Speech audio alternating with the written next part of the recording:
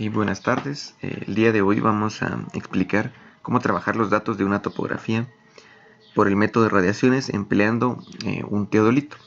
Los datos que ustedes tendrían que tener hasta el momento pues son estos, serían la estación y el punto observado. Se dan cuenta, todas las estaciones inician desde el punto cero.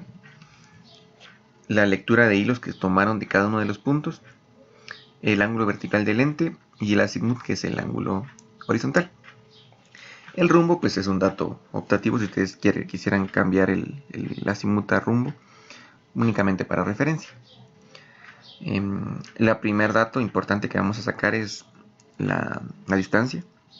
Para eso empleamos la fórmula de distancia es igual al seno cuadrado del ángulo vertical por una constante k por la diferencia de hilos. Seno cuadrado del ángulo vertical pues lo podemos sacar por decirles algo, el primer caso sería 94 grados 50 minutos. Podemos hacer el seno del ángulo por el seno del ángulo, que también sería lo mismo. Por k, esta constante k es una constante del instrumento. Esa constante regularmente siempre la tomamos con el valor de 100. Y el diferencia de hilo sería hilo superior menos hilo inferior, que son datos que ya tenemos. Con eso, pues si lo hacemos para el primer caso, primera estación 0 al punto 1, nos daría una distancia de 6.9503. Eso lo van a tener que replicar ustedes, cada uno con su levantamiento. Con esto tendríamos ya las distancias. Pero como siguiente punto nos vamos a sacar unas coordenadas que nos van a servir tanto para calcular el área como para obtener las distancias, pero entre estaciones 1 a 2, 2 a 3, etc. Para sacar la de X y Y respectivamente, multiplicamos la distancia que acabamos de sacar por el seno del azimut para X y por el coseno del azimut para Y. Estas coordenadas les llamamos nosotros coordenadas parciales. Y ya que tenemos ese dato, podemos pasar a las siguientes dos columnas que nosotros le llamamos coordenadas totales. ¿Qué pasa con las coordenadas totales? Las coordenadas totales lo que vamos a hacer es, para este caso en particular, no van a variar, pero lo que hacemos es sumar la coordenada en base a un punto de referencia. Decía yo que en este ejemplo no va a variar porque todas las coordenadas nacen de la misma estación, que es la estación 0. Quiere decir que yo tomaría la estación 0 con mis coordenadas, por ejemplo 0, 0, y tendría que ir sumando. Es una suma algebraica. 0 más 6.8, 0 más 1.97, 0 más menos 7.51. Igual con los datos de Y. En esta columna se pueden dar dos casos. Uno, que por ejemplo, a veces por comodidad en topografía no nos gusta manejar números negativos, entonces yo puedo ponerle una coordenada al punto 0, digamos, a mi estación donde puse el aparato, y decir que no esté en la coordenada 0, 0, sino que esté en la coordenada, por ejemplo, 1000, 1000. Eso me implicaría que ya no tengo yo coordenadas negativas o datos negativos. Entonces sería 1000 más 6.8, 1000 más 1.91, 1000 más menos 7.51. Y así no tomamos ningún valor negativo. Si tuviéramos, no sé, por ejemplo, en una próxima práctica que vamos a tomar los puntos de diferentes puntos base, digamos, donde pongamos el equipo, entonces tendríamos que corroborar que la coordenada total nazca del punto pues de donde se tomó la medida.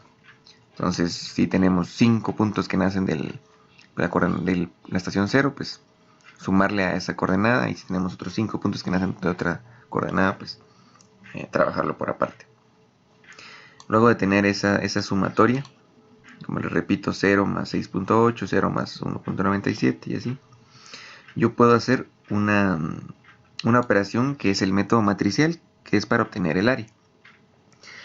Para el método matricial lo que yo voy a hacer son unas multiplicaciones cruzadas.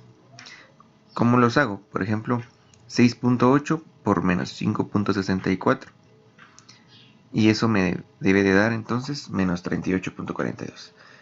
Este por este, este por este, este por este, este por este. Y nos vamos a dar cuenta que cuando lleguemos a esta última fila no tendríamos con qué multiplicar. Entonces lo que hice yo ya acá fue copiar del mismo dato de aquí arriba, aquí abajo, a manera que este tenga una pareja con que multiplicarse. Y así obtuvimos estos datos. Y el mismo proceso se hace, pero a la inversa con estos datos de acá. Y nos da esta columna. Luego de tener estos datos y estos datos, sacamos la sumatoria. Aquí nos pueden dar números negativos, no importa. Suma de esto da esto y la suma de esto da esto. Y para sacar el área utilizamos esta fórmula que es la resta de las dos sumatorias. Ojo que resta sería menos 169.03 menos 182. Y eso lo digo dentro de 2.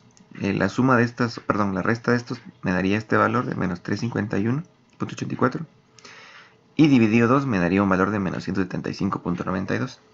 Pero la fórmula de área me dice que puedo obtener el valor absoluto. Quiere decir que este polígono que acabo de armar tiene un área de 175.92 metros cuadrados. Este dato pues lo pueden corroborar ustedes con las medidas del AutoCAD. Por último, puedo obtener lo que son. Lo que pasa es que aquí realmente lo que yo tengo son distancias. Tengo el área, pero distancias tengo únicamente del punto 0 al 1, 0 al 2, 0 al 3. Y realmente yo no puedo entregar un plano así, porque a mí me interesa saber cuál es la distancia entre estaciones. Entonces, para eso pues voy a apoyarme de una fórmula. Esto le voy a llamar yo la libreta real. Entonces aquí si se dan cuenta ya tengo estación 1 al punto 2, estación 2 al 3 y así, hasta darle la vuelta y llegar al 5 a 1. ¿Y cómo calculé la distancia? Para eso me apoyé de la fórmula que regularmente miramos en matemática de la distancia entre dos puntos, sabiendo sus coordenadas. Que pues me dice que la diferencia de las coordenadas entre dos puntos al cuadrado, menos la diferencia de las coordenadas x de dos puntos al cuadrado, raíz cuadrada de todo eso me da la distancia. Por darles un ejemplo aquí, para la estación 1 y 2, que serían estas dos filas, ¿verdad? Siempre les recuerdo que esto es trabajarlo con las coordenadas totales, o sea, estas de acá. Yo tendría que decir, bueno, la resta de y1 menos y2, que sería, por ejemplo, 1,41 menos 5.64. O lo puedo hacer al revés, mientras yo mantenga el mismo orden para y para x.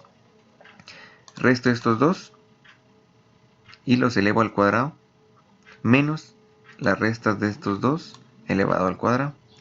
Todo ese resultado, una raíz, entonces eso me daría el valor de 8.5594. Para retroalimentar, entonces, esta por ejemplo podría ser y2, esta podría ser y1, esta podría ser x2 y esta podría ser x1. Y luego en el siguiente pareja de puntos, pues esta pasa a ser 2, esta x2 y esta pasa a ser y1 y x1. Y así yo puedo obtener qué distancia hay realmente entre cada uno de la estación y punto observado, que es como normalmente se colocan en los planos reales de topografía. Pues luego de que trabajen esto ya tienen el área, ya tendrían las distancias. Quizás lo único que tendrían que obtener mediante el AutoCAD son los ángulos del dibujo en Azimuth para poderlos consignar en el plano. Espero se haya entendido bien y cualquier duda o comentario pueden contactarme o escribir en la caja de comentarios. Muchas gracias y muy feliz tarde.